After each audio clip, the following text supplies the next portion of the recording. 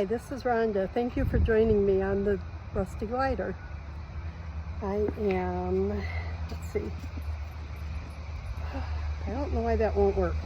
I can't turn the camera around. Anyway, I'm sitting here rocking and just thinking about things. So much is going on in the world, it's just hard to even know what to put a finger on these days.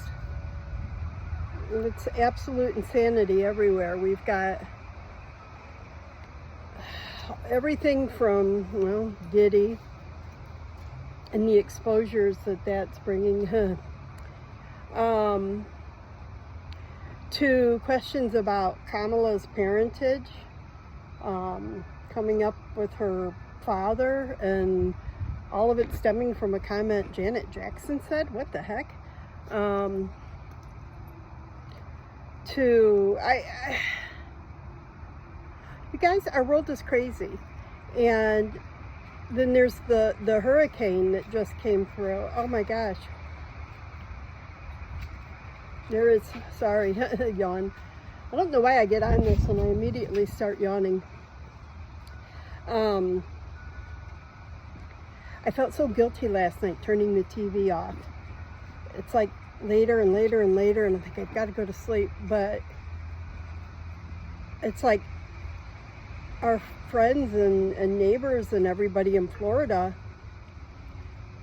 and Georgia and, you know, all along the coast there, they can't turn off their TV. They can't stop and let it go away. They have no choice but to be, you know, in the middle of it. So I felt guilty turning it off and going to sleep when they couldn't, which is silly because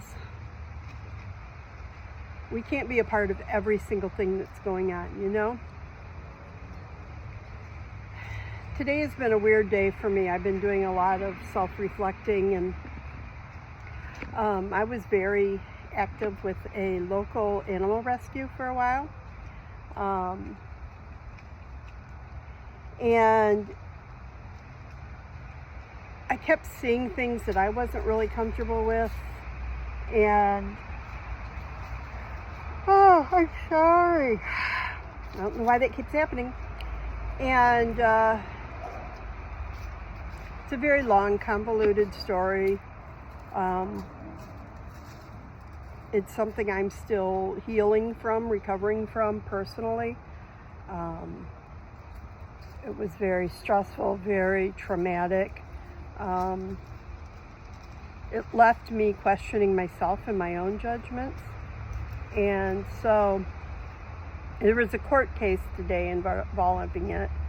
And, you know, I didn't go, but it's, you know, I get on Facebook, which was my first mistake. And, you know, I'm seeing all of this stuff, and it takes me right back to where I was a year and a half ago. And all of the constant drama and all the stress. And unfortunately, it's also taken some joys from me, this whole thing. I mean, I used to foster, raise special needs newborn puppies born with disabilities like cleft lips, cleft palates, hydrocephalus, blind. I had one with spina bifida and some leg deformities. And it was very deeply rewarding. Because my son was born so premature, I learned how to tube feed. And so now, all of these years later, I'm using that skill that I used to feed him. I'm now using it for newborn puppies and kittens. But honestly, I'm burned out from that too. Just, my heart hurts. It's you know, it's hard. You lose a lot. And, but everything that went on with the rescue has kind of scarred me, and I just don't, and I don't even know how to put it. I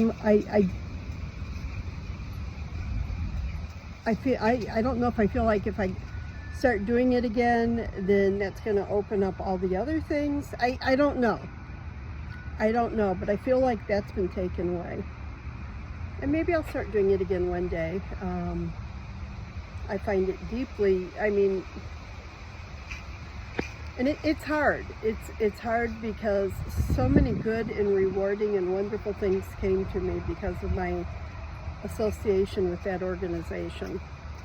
And yet, some very scarring, difficult things have happened too. And I'm just still trying to reconcile all of it. And I probably won't completely reconcile it until everything with that organization is done and it's all through the courts and all of that kind of stuff. Hi Trixie. But this was one of the good things to come from my association with them, right? You're my old lady now, aren't you?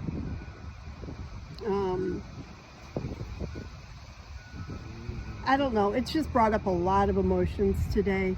And I was watching one of my favorite podcasters, Natalie from what's her name? Natalie Webster. It's Scientology, not Scientology. Life After Scientology. Oh my gosh, I can't believe I blanked out. Anyway, I was watching her today, and she was talking about recovering from cults, and certainly what I went through is not nearly as horrible as what they went through coming out of Scientology. But it was very cult-like in its own way, and very controlling, and very I've just never been around personalities like that before, and it bothers me that I was taken in, that I was that gullible. So apparently I've still got some healing to do too. And but I appreciated what Natalie was saying. Healing as an adult, when we go through things, it dredges up so many other emotions. I don't know, it's just strange. So I'm sitting here, I'm dealing with all of that. I'm just heartsick over what is going on in the country with the hurricane and everything, and the tornadoes and the deaths and just all the destruction. And I'm just sad today. Sometimes I'm just sad. Not sad like I'm not gonna cry, but I feel like so much is changing so fast, and I'm questioning everything. It's like everything that I've put my faith in for so many years is all being questioned now. Our government, the media. I've never trusted politicians, but I had a faith in my government, in the overall, and I don't anymore, and that's really, really sad and disturbing to me.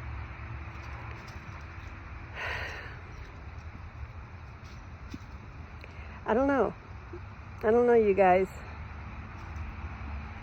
Anyway, I'm going to keep this short. I don't have a whole lot to say other than it's just been one of those days where everything's kind of churning in my head and there's no answers anywhere, but I'm going to keep seeking. So I decided to come out here and spend a little time enjoying the very early autumn beauty in my backyard. The trees are starting to turn color. I really wish I could turn around this camera and show you guys the view I'm looking at. Next time I'll do a video without it looking at me. And that way I can show everybody my pretty view. But, here it's cloudy and windy. but it's beautiful. I'm in a sweatshirt. That makes me happy. This is my favorite time of year. This is my favorite weather. So that's what I'm going to hang my hat on today. So I hope everybody has a good Friday. Go out and enjoy this beautiful weather. And if you're cleaning up after the storms, I am so sorry. I don't want to say thoughts and prayers because that's become so trite, but I am praying and I am thinking of you guys. I've never been in a hurricane. I was when I was a teenager, a young teenager. The house we were living in was, we were in the path of a tornado, and it hit the tree next to our house, and the tree fell on our house. So we came up from the basement, and there was a tree in the doorway and smashed our kitchen. And so I know what that's like. I know what it's like to look at your home and think it's just the destruction and how unbelievable it is to see a tree in the middle of your house. So my heart and my sympathy is with you guys. I wish there was something I could do.